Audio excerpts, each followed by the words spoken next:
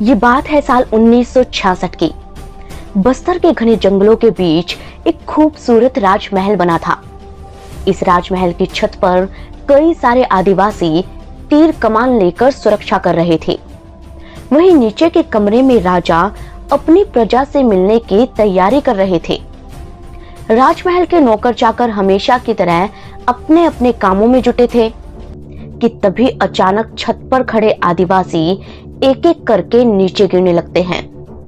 कोई कुछ समझ पाता इससे पहले ही गोलियों की तड़तड़ाहट से पूरा महल गूंज उठता है। सामने से गोली बरसाते हुए पुलिस के जवान राजमहल के अंदर घुसे चले जा रहे थे। क्या महिला क्या बुजुर्ग, उन्होंने किसी को नहीं छोड़ा। लेकिन उनका असल टारगेट थे राजा प्रवीर चंद्र भंजदेव। प्रवीर चंद्र भंजदेव वो राजा जिन्हें इतिहास का सबसे अभिशापित राजा माना जाता है। वो राजा जिन्हें आदिवासी भगवान के बराबर का दर्जा देते हैं। वो राजा जिनकी हत्या के बाद बस्तर, दंतेवाड़ा और दंडकारण्य जंगल नक्सलियों का अड्डा बन गया। 1967 में बंगाल के नक्सलबाड़ी से शुरू हुए नक्सली मूवमेंट का सेंटर आज 1300 किलोमीटर दूर बसे बस्तर में है। कोई भी बड़ा नक्सली अटैक बस्तर, दंतेवाड़ा या इनके आसपास के एरिया में ही होता है। लेकिन क्यों बस्तर ही क्यों बना नक्सलियों का अड्डा? क्या लेना देना है प्रवीर चंद्र भंजदेव की हत्या का नक्सली आंदोलन से? आखिर क्या है प्रवीर चंद्र भंजदेव की कहानी और क्यों खुद पुलिस ने एक राजा का एनकाउंटर कर दिया? इसकी पूरी कहानी जानने के लिए हमें चलना होगा इतिहास की गहराइयों में। सदियों पहले भारत के बीचों बीच एक बहुत बड़ा जंगल था जिसका नाम था दंडकारण्य। ये पश्चिम बंगाल से शुरू होकर छत्तीसगढ़, उड़ीसा, महाराष्ट्र, आंध्र प्रदेश और तेलंगाना के कई हिस्सों में फैला था। इस जंगल में पहले अलग अलग जनजातियों और बाद में राजाओं का राज हुआ। गुप्त काल में जब राजकुमारी प्रभावती गुप्ता ब्याह कर विदर्भ आई तो कालिदास भी उनके साथ आए थे। कालिदास के ही ग्रंथों से पता चलता है कि उस वक्त विदर्भ पर वाक्टका राजाओं का राज था और उसके पास बसे बस्तर पर नल डायनेस्टी रूल करती थी। लेकिन 12वीं सदी आते आते बस्तर से नल साम्राज्य पूरी तरह खत्म हो गया, क्योंकि अब यहाँ पर एक नया साम्राज्य स्थापित होने वाला था जिसकी कहानी लिखी जा रही थी 400 किलोमीटर दूर तेलंगाना के वारंगल में। उस दौर में वारंगल पर काकतीय राजवंश का राज था। इनकी सबसे मशहूर रानी थी रानी रुद्रमादेवी, जिनका जिक्र खुद हिस्टोरियन और ट्रैवलर मार्को पोलो ने अपनी किताब में किया है। उनके समय पर वारंगल एक ताकतवर रियासत थी, लेकिन उनकी तीसरी पीढ़ी आते आते हालात काफी बदल गए। ये साल था 1300 का जब दिल्ली की गद्दी पर अलाउद्दीन खिलजी बैठा था और वारंगल पर राज था राजा रुद्रदेव का। उस दौर में एक बहुत बड़ी सेना ने वारंगल पर अटैक किया, जिसे लीड कर रहा था खिलजी का गुलाम मलिक कफूर। उसने यहाँ खूब लूटपाट मचाई, मंदिरों को तोड़ा और राजा रुद्रदेव की सेना को हराकर वारंगल का राज दिल्ली के अधीन कर लिया। लेकिन साल 1316 में अलाउद्दीन की मौत हो गई, जिसके बाद अलाउद्दीन के मंत्रियों और बेटों समेत हर किसी में राजा बनने की होड़ मच गई।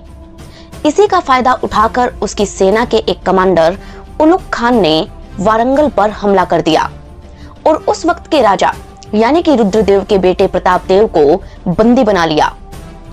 जैसे ही राजा प्रतापदेव के छोटे भाई अनम्मम देव को इस बारे में पता चला, उन्होंने तुरंत अपने परिवार और खजाने के साथ ही मां दंतेश्वरी की मूर्ति को हाथियों पर बैठाया और वारंगल छोड़कर दंडकारण्य के घने जंगलों की तरफ निकल पड़े। कहते हैं कि जब उनका काफिला इस जंगल से गुजर रहा था, तब मां दंतेश्वरी खुद ही एक जगह पर विराजमान हो गई और उसी जगह पर बस गया दंतेवाड़ा। हालांकि इतिहास में इसे लेकर अलग अलग कहानियां हैं। कुछ लोग बताते हैं कि राजा प्रतापदेव ने अपने भाई अनम्मम देव को वारंगल से निकाल दिया था। इसके बाद वो भारी मन से राज्य छोड़कर जाने लगे। वो नाव पर बैठकर गोदावरी नदी को पार कर रहे थे कि तभी अचानक उन्हें पानी में मां दंतेश्वरी की मूर्ति नजर आई। उन्होंने मूर्ति को पानी से निकाला और नदी के किनारे पहुंचकर उसकी पूजा करने लगे। तभी मां दंतेश्वरी खुद वहां प्रकट हुई। उन्होंने अनम्मम देव से कहा कि तुम अपने रास्ते पर आगे बढ़ते जाओ, मैं भी तुम्हारे पीछे पीछे चलूंगी।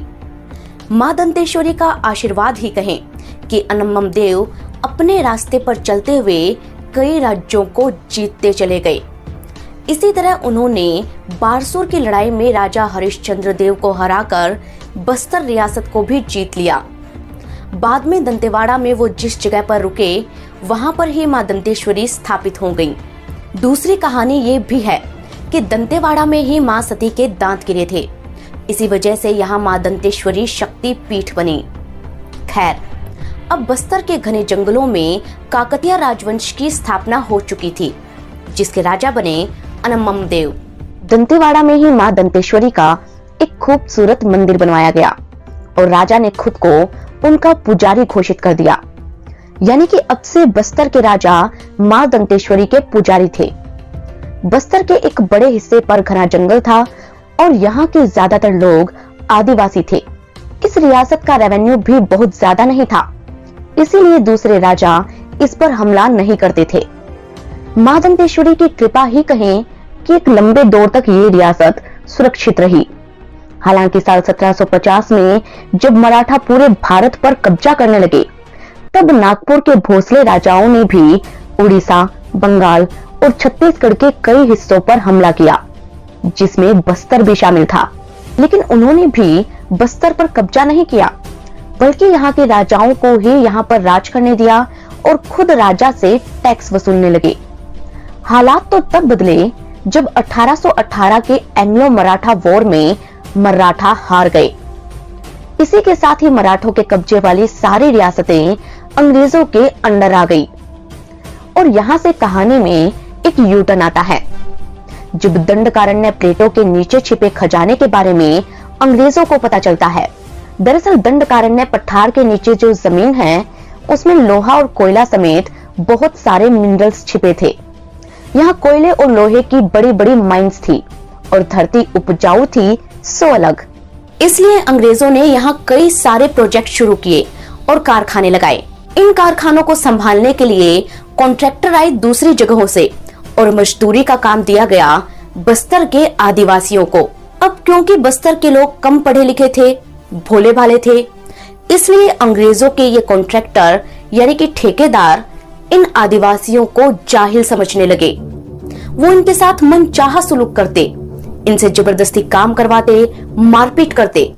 इसके अलावा अंग्रेजों ने इनसे जबरदस्ती टैक्स वसूलना भी शुरू कर दिया।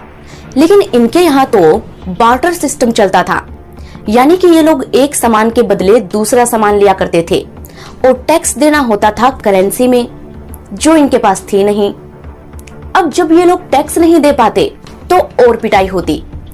इस तरह से अंग्रेजों और ठेकेदारों ने बस्तर के आदिवासियों को इतना टॉर्चर किया कि इनके मन में बाहरी लोगों के खिलाफ नफरत पैदा हो गई और इसी नफरत का नतीजा था भूमकाल रिवोल्ट।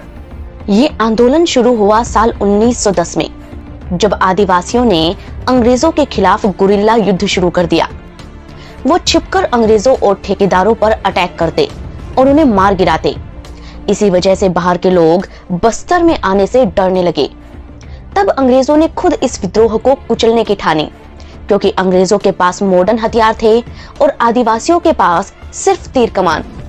इसीलिए अंग्रेज भूमकाल विद्रोह को कुचलने में कामयाब भी हो गए। उन्होंने कई सारे आदिवासी नेताओं को पकड़कर फांसी दे दी और कईयों को जेल में डाल दिया। इस तरह भूमकाल आंदोलन तो खत्म हो गया, लेकिन आदिवासियों के मन में विद्रोह की चिंगारी सुलगती रही। उन्हें लगने लगा कि उनके राजा के अलावा और कोई उनका अपना नहीं है। इतिहास बताता है कि बस्तर के राजा भले ही अंग्रेजों के अधीन थे, लेकिन उन्हें अपने राज्य की जनता से बहुत प्यार था।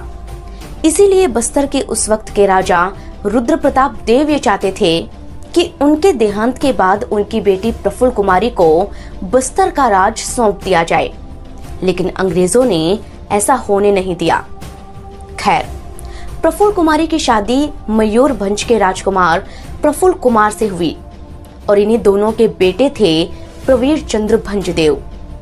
साल 1921 में राजा रुद्र प्रताप देव इस दुनिया से अलविदा कह गए।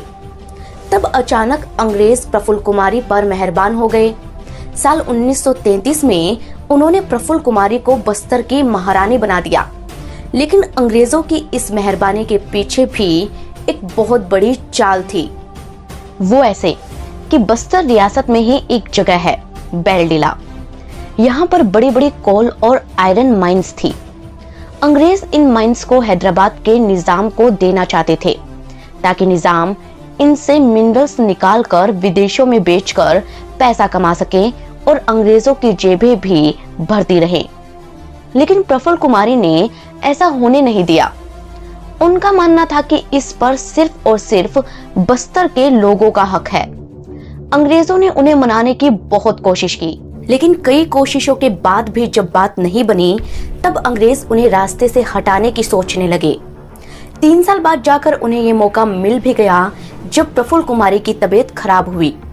अंग्रेजों ने उन्हें इलाज के लिए लंदन भेजा, जहां उन्हें जानबूझकर गलत ट्रीटमेंट दिया गया और उनकी हत्या कर दी गई। इसके बाद अंग्रेजों ने उनके पति प्रफुल्ल कुमार को बस्तर का राजा बनाने की बजाय वापस मयूरभंज भेज दिया और राजा बनाया उनके 6 साल के बेटे प्रवीर चंद्र भंजदेव को। दरअसल अंग्रेज ये चाहते थे कि वो प्रवीर चंद्र को अपने तौर तरीके सिखाएं, ताकि बड़े होकर वो भी सिर्फ अंग्रेजों के फायदे के बारे में सोचे। उस समय अंग्रेज अक्सर ऐसा ही किया करते थे। जब वो कम उम्र में किसी बच्चे को राजा बनाते तो उसे उसके माता पिता से दूर लंदन भेज देते, ताकि वो अपने देश से दूर रहे और अंग्रेजों के तौर तरीकों में ढल जाए। उन्होंने प्रवीर चंद्र के साथ भी ऐसा ही किया। लेकिन माता पिता से दूर रहकर प्रवीर चंद्र के जीवन में हमेशा प्यार की कमी रही। 18 साल की उम्र तक वो अंग्रेजों की कस्टडी में रहे, पर उस वक्त में उनके मन में अंग्रेजों के प्रति प्यार की बजाय नफरत पैदा हो गई। खैर, 18 साल की उम्र में वो वापस बस्तर लौट आए और बस्तर का राजकाज देखने लगे। ये साल था 1947 और इसी साल में भारत को आजादी मिलनी थी। कुछ ही महीनों में एक एक करके सारी रियासतें भारत में जा मिली, लेकिन बस्तर का पड़ोसी हैदराबाद अब भी अलग रहा। हैदराबाद के निजाम चाहते थे कि किसी तरह से बैलडीला उन्हें मिल जाए, ताकि वो उड़ीसा और पश्चिम बंगाल से होते हुए ईस्ट पाकिस्तान तक एक कनेक्शन बना सके। इसीलिए उन्होंने राजा प्रवीर चंद्र भंजदेव को इसके लिए मनाना शुरू कर दिया। इतिहास बताता है कि बस्तर रियासत उस दौर में बड़ौदा से दोगुनी और जयपुर जितनी बड़ी थी, लेकिन प्रवीर चंद्र ने बिना किसी शर्त के बस्तर का विलय भारत में कर दिया। पर हैदराबाद के निजाम बार बार उनसे मुलाकात करके बैलडीला को पाने की कोशिश करते रहे, जिसकी वजह से कांग्रेस नेताओं को ये गलतफहमी हो गई कि प्रवीर चंद्र निजाम के साथ मिलकर भारत के खिलाफ कोई साजिश रच रहे हैं। इसी वजह से कांग्रेस के नेता उन्हें नापसंद करने लगे। हालांकि राजा प्रवीर चंद्र कभी भी भारत से अलग नहीं होना चाहते थे। वो तो बस ये चाहते थे कि बस्तर के रिसोर्स पर, यहाँ के मिनरल्स पर यहाँ के आदिवासियों का हक होना चाहिए। लेकिन आदिवासियों के हक की ही इस बात ने उन्हें भारत सरकार का भी दुश्मन बना दिया। हुआ यूं कि आजादी के बाद बस्तर मध्य प्रदेश का हिस्सा बना और जहाँ के सीएम थे कैलाश काटजू। ये सोशल मीडिया पर काफी एक्टिव रहने वाले former chief justice Markandey Katju के दादाजी थे। कैलाश काटजू ने सेंट्रल गवर्नमेंट के साथ मिलकर अलग अलग कंपनियों के साथ टाई अप किया और बस्तर में माइनिंग प्रोजेक्ट शुरू कर दिए। इससे बस्तर के लोगों और राजा प्रवीर चंद्र को यह लगने लगा कि सरकार उनका हक मार रही है। यही वजह थी कि मध्य प्रदेश सरकार और प्रवीर चंद्र भंजदेव के बीच तनातनी काफी बढ़ गई। साल 1952 में उन्होंने कांग्रेस के खिलाफ कैंपेन किया, जिससे कांग्रेस बस्तर में इलेक्शन हार गई। इसी बात से खफा होकर मध्य प्रदेश गवर्नमेंट ने उनकी सारी प्रॉपर्टी जब्त कर ली, ये कहते हुए कि वो अय्याशी में पैसा बर्बाद कर रहे हैं। लेकिन जनता तो हकीकत जानती थी। दूसरी तरफ सरकार ने एक जापानीज कंपनी के साथ टाई अप करके बेलडीला में भी माइनिंग प्रोजेक्ट शुरू कर दिया। तब राजा प्रवीर चंद्र भंजदेव ने आदिवासियों के साथ मिलकर जल जंगल जमीन बचाने का नारा बुलंद किया और सरकार के खिलाफ विरोध शुरू कर दिया।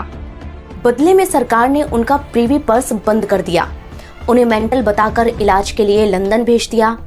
लेकिन वो तो बिल्कुल ठीक थे, इसीलिए कुछ हफ्ते बाद ही वो डिस्चार्ज होकर वापस बस्तर लौट आए। वापस आकर जब वो कैलाश काटजू से मिले तो काटजू ने उन्हें इनडायरेक्टली बस्तर छोड़कर चले जाने की धमकी दी और जब वो नहीं माने तो उन्हें हाउस अरेस्ट कर दिया गया और उनके छोटे भाई को राजा बना दिया गया। लेकिन जनता के लिए तो अब भी प्रवीर चंद्र ही राजा थे।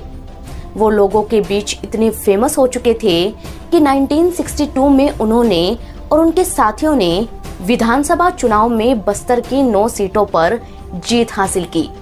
देखते ही देखते वो बस्तर में कांग्रेस के लिए एक बड़ा चैलेंज बन चुके थे। इसीलिए सरकार उनके खून की प्यासी हो गई।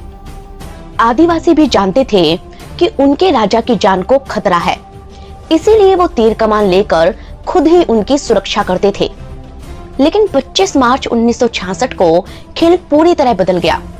उस दिन राजा प्रवीर चंद्र अपने कमरे में थे और हमेशा की तरह उनसे मिलने के लिए लोग राजमहल में जमा हो रहे थे। तभी अचानक पुलिस ने राजमहल पर हमला कर दिया और उन पर ताबड़तोड़ फायरिंग करने लगी। विटनेस बताते हैं कि पहली गोली उनके हाथ में लगी और फिर सीने में। देखते ही देखते उनका शरीर लहूलुहान हो गया और वो जमीन पर गिर पड़े। उन्हें बचाने के चक्कर में 11 आदिवासियों की जान चली गई। इतिहास में पहली बार ऐसा हुआ जब जनता को बचाने वाली पुलिस ही हत्यारी बन गई। जैसे ही ये बात बाहर लोगों तक पहुंची, पूरे बस्तर में हंगामा मच गया। मीडिया से लेकर साहित्यकारों तक हर किसी ने इसका विरोध किया। ये मामला संसद में भी गूंजा, लेकिन सरकार ने ये कहकर पल्ला झाड़ लिया कि पुलिस ने उनका एनकाउंटर सेल्फ डिफेंस में किया है।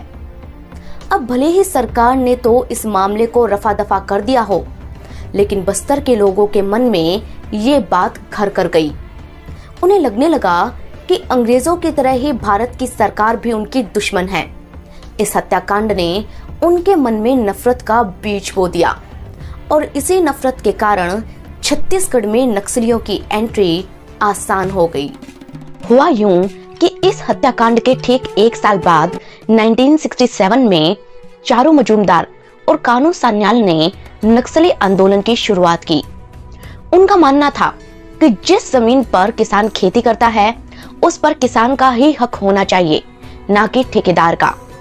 उन्होंने किसानों को उकसाया, जिस वजह से बहुत सारे किसानों ने ठेकेदारों की जमीनों पर कब्जा करना शुरू कर दिया और जब ठेकेदारों ने उनका विरोध किया तो उनकी हत्या कर दी गई। इससे ठेकेदारों के मन में एक खौफ पैदा हो गया। शुरुआत में इस आंदोलन का असर सिर्फ बंगाल के ही कुछ हिस्सों पर था, लेकिन बहुत ही जल्द ये दूसरे राज्यों में भी फैलने लगा। देखते ही देखते बिहार, मध्य प्रदेश, झारखंड, छत्तीसगढ़, महाराष्ट्र और आंध्र प्रदेश समेत 10 राज्यों में नक्सली आंदोलन फैल गया। क्योंकि उस दौर में सामंतों और ठेकेदारों ने भी किसानों को खूब परेशान करके रखा था। वहीं कुछ लोग जातिवाद तो कुछ सरकार से भी परेशान थे। जब इन्हें कोई सुनने वाला नहीं मिला तो इन्हें नक्सली ही अपने लगने लगे। यही कारण था कि बहुत सारी जगहों पर इन नक्सलियों को गांव वालों का भी साथ मिलने लगा। बस्तर में भी कुछ ऐसा ही हुआ।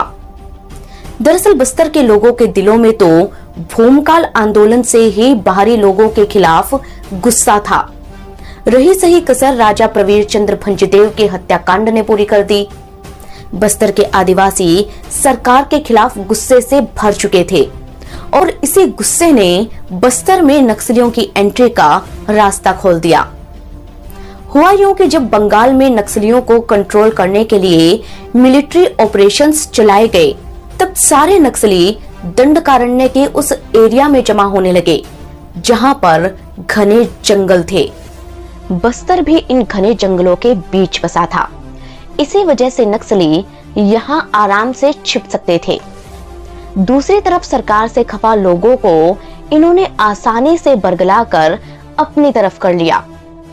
अब बस्तर में इन्हें छिपने के लिए जगह तो मिली ही, लोगों का साथ भी मिला। इसीलिए ये इलाका नक्सलियों का अड्डा बन गया। नक्सली मूवमेंट की हिस्ट्री देखी जाए तो पता चलता है कि 3 फेज में ये आंदोलन भारत में फैला, जिसमें तीसरा फेज सबसे खतरनाक था। इस फेज में नक्सली 9 राज्यों के 200 जिलों को अपनी चपेट में ले चुके थे।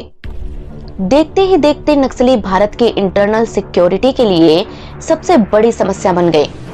इसीलिए सरकार ने अलग अलग स्क्वाड बनाई, लोगों को अपने साथ लिया और कई ऑपरेशंस चलाए, जिसका असर ये हुआ कि धीरे धीरे नक्सलियों का सफाया होने लगा।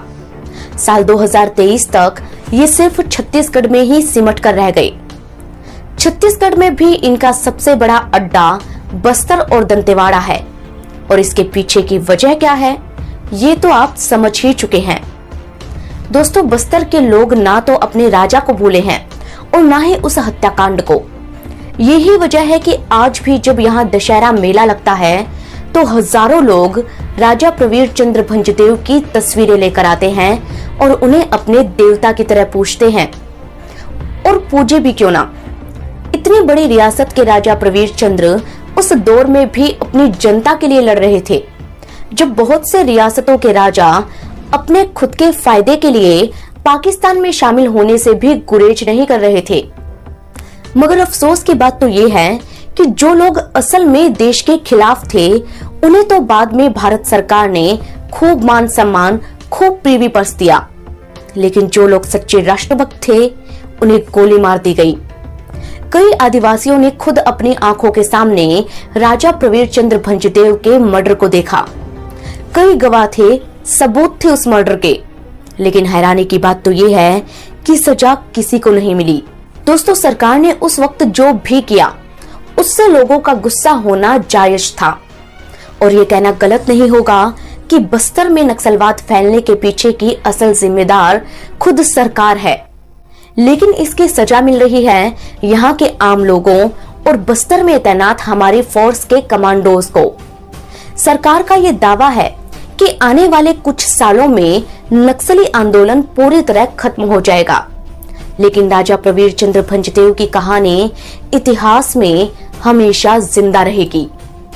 राजा प्रवीर चंद्र भंजदेव की ये कहानी आपको कैसी लगी, हमें कमेंट करके जरूर बताइएगा। दोस्तों, नक्सली आंदोलन कैसे शुरू हुआ और कौन था पहला नक्सली, और इसे शुरू करने वाले लोग कहां गए, इसकी डिटेल स्टोरी भी हम आपके लिए लेकर आएंगे। लेकिन इसके लिए आपको हमें कमेंट करके बताना होगा, साथ ही ये भी बताना होगा कि आप हमें कहां से देख रहे हैं और अगला वीडियो किस कहानी पर देखना चाहते हैं। हम मिलेंगे आपको अगली कहानी के साथ, तब तक के लिए धन्यवाद।